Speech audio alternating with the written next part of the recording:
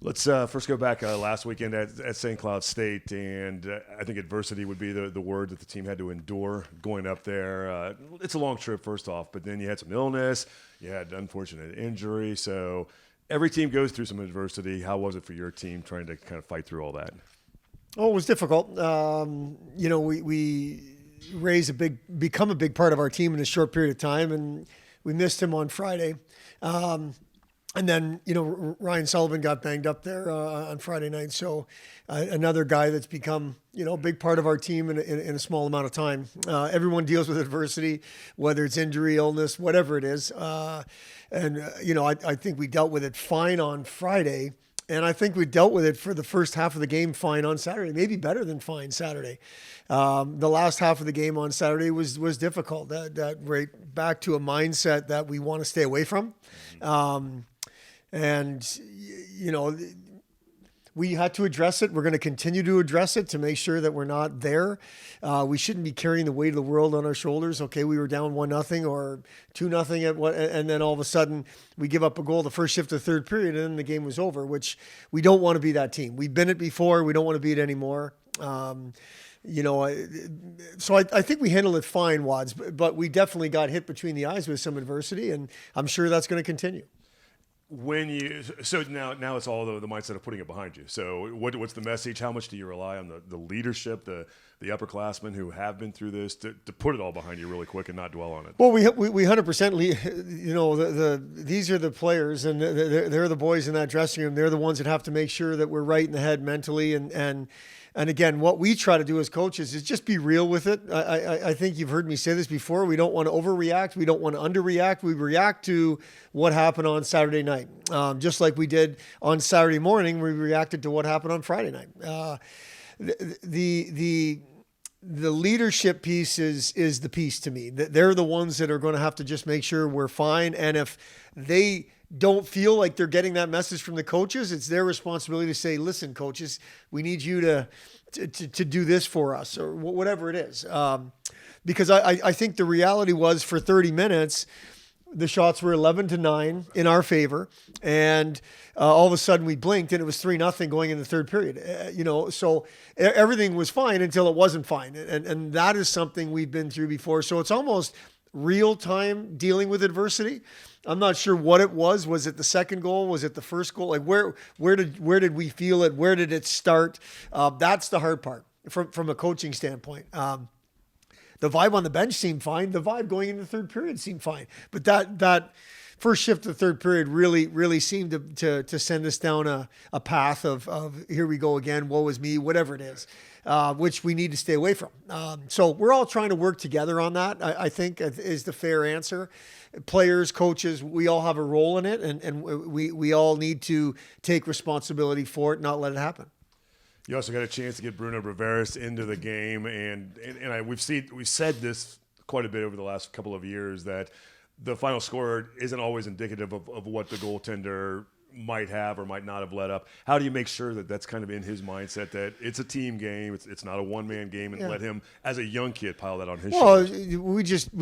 We dealt with Bruno and whether it be Zach or the coaches, just like we always would with a freshman who struggle. Unfortunately, Bruno's in one of those positions where if you struggle, everything looks like it's your fault. And obviously it was not one person's fault by any means. We knew we wanted to get him in there. You get him eligible and then you want to get him in there. We got him in there. It didn't go well. We'll react to it. We'll watch the tape. We'll talk to him about what went right, what went wrong, and how we can fix it. And we expect him to take advantage of his next start, whenever that may be. You mentioned that the sort of the vibe, it's up to the players, the senior leadership on the team. But is there something you as coaches can do we see how dangerous a confident team could be? Is there something you can do in drills during practice this week to rebuild that confidence? Yeah. I mean, yes, probably, Drew. But again, what we need from them is feedback. If somehow, some way we are messing with that confidence as coaches, we need feedback from them saying, stop messing with it. Now, obviously, it's never our plan, never our intention, but I'm 52 and they're 22, and there's a wide range there. So we want to go through these situations together. And I don't think in the past we've done that, my personal opinion. So then it becomes players against coaches. And I think we need to keep perspective here. We're 4-3-1. We went on the road at a very difficult place to play, where Miami hasn't had much success over the course of its time in the NCHC. And we had played a close Friday night, and then the second half of Saturday night went sideways. So what we think we can do to the players, just help them keep perspective. Remind them of the Friday night against Arizona State, Saturday night against Arizona State. Let's not get too far ahead of ourselves here based on a bad 30 minutes, because that's all it was. That's how we think we can help. But again, I think where we rely on the seniors and the older guys is to say, Coach, this isn't helping. We need you to do this. And that's what we've been doing. So to create confidence in practice sometimes is difficult, Drew, because if you're creating confidence for somebody, like let's say it's goal scoring, well, then the goalies don't feel confident, so somebody's not feeling as confident as you're trying to make this group feel. That's just, those are my 2 cents on it. We know confidence is by preparing properly and knowing that we've done everything we can do to prepare, so we're confident. That's what we want. And it's hard to be confident after Saturday night scoreboard, But so then we focus on the first 30 minutes and say, again, the shots were 11-9 in our favor on the road against a really good team halfway through the game. That's real. You would think that could create some type of confidence. But confidence and belief are the 2 words that we've been grasping and struggling so hard to find here over my time. And we're going to continue to do that. And so we'll find ways, but I do think it'll be just all of us going through it together that will create confidence. Looking forward to, shifting gears, looking forward to this weekend. It's a team that's been sort of building and rising over the last few years, and a tough team this year in Colorado College. What do you expect to see from them? Exactly that. I expect a hungry a team that's building off of what they've been doing the last couple of years. They've done a great job there. They were in the NCHC final game last year in the playoffs.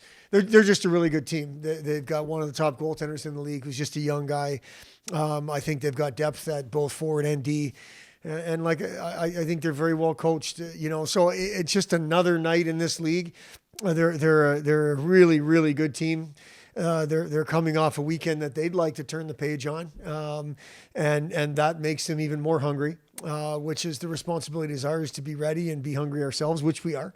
But this is a really good team. There's going to be, I think I said this last week, you could probably press record and repeat. Everybody in this league is good. They're deep. They're well coached. They're hungry. And Colorado College is no different. We're going to have to be ready to go against a really good team. Is their style of play comparable to anybody that you've seen so far this year? They're bits and pieces of everybody. I think they're really competitive, and I think they've got a bunch of skill. That's a style. With those 2 traits, you can basically put any style of play. I think they make it difficult to gain their zone, maybe a little more than some other people do. Their neutral zone forecheck is a little different. But I think the idea is the same, Drew, is to get it out of the hands of the attacking team, so it gives them a chance to go break the puck out. So is that different? No, it's not different. Maybe it looks a little different. They've got a really strong goaltender who they want to defend strong in front of. They've got a really good power play, which Arizona State had a really good power play. St. Cloud State's got a really good power play. Canisius, Ferris. So it's just nothing that is crazy on tape. As far as system, but their depth, their competitiveness, and their overall skill everywhere, that's really, really good, and that's something that our guys will be prepared for. Hey PJ, probably not the results that you were hoping for this past weekend up in St. Cloud State, but tell me about kind of the mindset of the team, where you were going into that weekend, and now how you kind of bounce back from that. Yeah, going into the weekend, I thought we're pretty confident. Just being like a ranked team in ASU, and then holding them to a tie the next night. So we had good vibes going in there. Unfortunately, we had like illness, injuries, stuff to like adversity to overcome while we got there. But the results are what they are, so we're just gonna forget about it and move on now. You mentioned the word adversity, and I think that's a great description of what happened this past weekend up there too. So you kind of go to that next man up scenario. So how do you kind of get those guys ready now that have to slide into those positions if there's somebody that can't play? Like you said, it is a next man scenario, so everyone should be prepared to play whenever they're called up or filling in for somebody. So I think it's just preparing yourself no matter what every day during practice and just getting yourself ready for the weekend. The mindset of this team, it seems like it's kind of got this reinvigorated mindset that is pretty exciting for what could be the results as you move down the road. What's the confidence level for this team been like for you in watching how it's developed through this first month of the season? It's been awesome. I really think it's been led by our upperclassmen and seniors. I think they're doing a very good job at leading everyone. And then the maturity, jump from our sophomore class last year, I think they're doing an awesome job picking up where they left off and just, taking a big role as a big sophomore class. As one of those leaders in the locker room, what do you say to the younger guys? You've got a lot of transfers, a few freshmen, and some new faces. So what, as a leader, do you say to shake off that last weekend and refocus on this coming game? Honestly, just tell them to forget about it and play hockey. We've been playing it forever. So I think, just turn your brain off and play how you can, and then, be coachable.